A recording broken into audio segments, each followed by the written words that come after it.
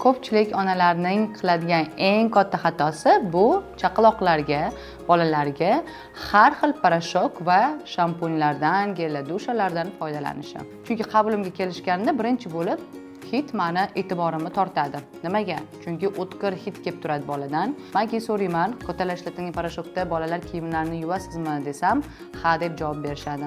Endi tasavvur qiling, kirib ketilayotgan paytda meni birinchi e'tiborimni bu hid tortadigan bo'lsa, sizni farzandingiz xuddi shu hid bilan har kuni nafas olayotgan bo'ladi. Bunday hidlar nima uchun beriladi? Chunki uning tarkibidagi kimyoviy moddalar sababli. Endi tasavvur qilinglar.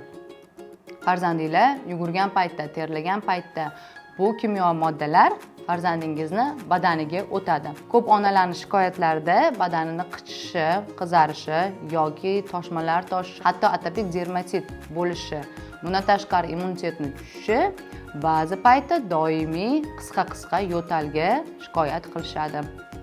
Endi o'ylang, agar sizni farzandingizdan bunday hid kelayotgan bo'lsa, u narsa bolangizni badaniga o'tayotgan bo'lsa, farzandingizda mana shu simptomlar nima uchun bo'layotganini, ya'ni noto'g'ri tanlangan parashok sababli. Chunki parashoklar tarkibida har xil kimyoviy moddalar, ya'ni soda, oqartiruvchi, xlorlar va boshqa kimyoviy moddalar bo'lishi farzandingiz organizmiga salbiy ta'sir ko'rsatadi.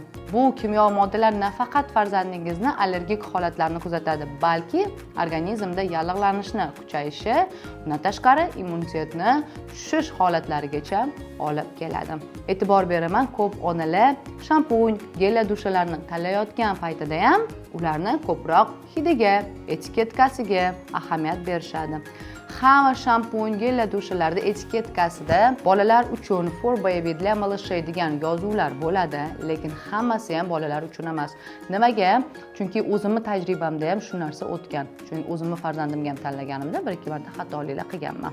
Ko'p onalarning e'tiborini tortadigan narsa bu shampunlarda ko'pikli bo'lib ketishi.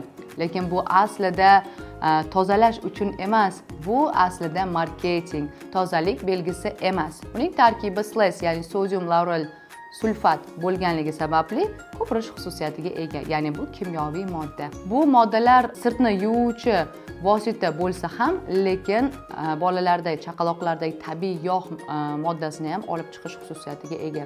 Shu sababli keyin bolalarda qazg'oq bo'lishi, sochlarning qurib ketishi, chigal bo'lib ketish holatlari, hatto badanlarda qichishish holatlari, ba'zida badanlarni qurib ketish holatlari ham yuzaga kelishi mumkin. Ba'zi shampunlarni ko'rganman, endi o'zimning tajribamda ham bo'lgan, ko'zni achishtirmaydi deb yozishadi, lekin shunaqa shampunlar bor, yuvganingizda shunaqa yomon ko'z achishadi. Bu allergik holatni kuchaytiradi, ya'ni farzandingizda уже bezovtaligini ham ko'paytirib yuborishi mumkin. Albatta, biz faqatgina etiketkadagi yozuvga emas, uning tarkibiga e'tibor qaratishimiz kerak. Qanchalik tarkibi tabiiy moddalardan iborat bo'ladigan bo'lsa va kimyoviy moddalar agar bo'lmaydigan bo'lsa, shuncha siz ishonib shu shampun, gel dushalardan foydalanishingiz mumkin. Nega? Chunki sizlarning farzandingizga bezarar hisoblanadi. Bundan tashqari, men ko'p o'sha shampun va gel dushalarni va vadnom deb yozib qo'yishadi va ko'p onalarning e'tiborini ham tortadi, lekin bunday mahsulotlar chaqaloqlar uchun mo'ljallanmagan. Chunki ularning tarkibida kimyoviy stabilizatorlar bo'ladi. Badan uchun alohida moddalardan iborat bo'ladi gel dushalar, shampun uchun alohida moddalar bo'ladi. Ikkalasini birga qo'shib bo'lmaydi. Chunki chaqaloqlar terisi kattalarnikiga nisbatan 5 barobar yupqa va nozik bo'ladi. Shu sababli har bitta mahsulotni alohida olgan yaxshi. Yana bitta narsaga ko'proq e'tibor beraman, eng qimmat brend bo'lib turgan vositalar ham tarkibi kimyoviy moddalar borligini ham ko'rganman. Shuning uchun siz shampun, gel dushalar tanlayotgan paytingizda chiroyli yozuvlarga, brendga emas, balki uni tarkibiga qarashimiz kerak. Shampun va gel dushalarda bo'lishi kerak bo'lmagan moddalar quyidagilar: SLS yoki SLS, ya'ni tarkibda ko'pik beruvchi va tozalovchi xususiyati. Bunday moddalar bo'lishi kerak emas.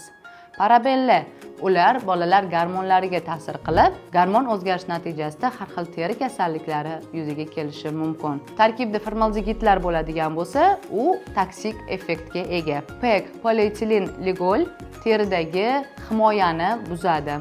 Artificial colorants bu terida toshmalarni paydo bo'lishi, terini quritishi, terini qichishiga olib kelishi mumkin. Va oxirgisi strong fragrance bu kuchli hid beruvchi vosita hisoblanadi, ya'ni bulardan ham allergik reaksiyalar yuzaga keladi. Shilliq qavatlarni quritish xususiyatiga ham ega. Nimaga? Chunki farzandingiz shunaqa o'tkir hid bilan nafas olayotgan paytda bu shilliq, tomoq shilliq qavatlarini quritib yuboradi va har xil allergik kasalliklarni yuzaga keltiradi, yallig'lanishni kuchaytiradi va bolangizda immunitetni tushiradi. Xo'sh, unda gel dusha va shampunlar qanday tarkibli bo'lishi kerak? Pantenol terini tinchlantiradi.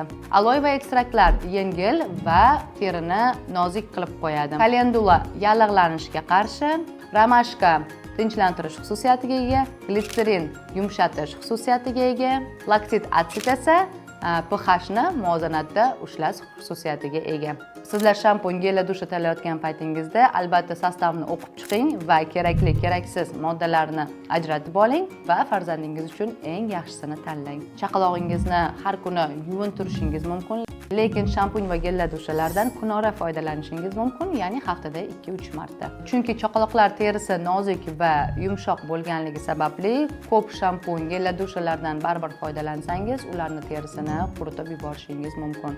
Shuning uchun hamma narsani o'z me'yori bor. Men sizlarga pediatr sifatida Mio Baby brendidagi shampun, gel dusha va parashoklarni tavsiya qilaman. Shampun va gel dushalar tarkibi kalendula, romashka, pantenollardan tashkil topganligi sababli sizning farzandingizga bezarar hisoblanadi va allergik reaksiyalarni chaqirmaydi. Parashoklar tarkibida fosfatlar, oqartiruvchi moddalar, har xil xushbo'y hid beradigan moddalar yo'qligi sababli farzandingizda hech qanday allergik reaksiyalar va atopik dermatit chaqirmaydi. Shu sababli agar siz Mio Baby brendidagi shampun, gel dusha va parashoklardan foydalanib ko'rmoqchi bo'lsangiz, quyidagi tugmani bosib zakaz qilishingiz mumkin. Ularda hatto sertifikati ham bor. Farzandingiz uchun eng yaxshisini tanlang, chunki sog'lom bola bu xotirjam ona.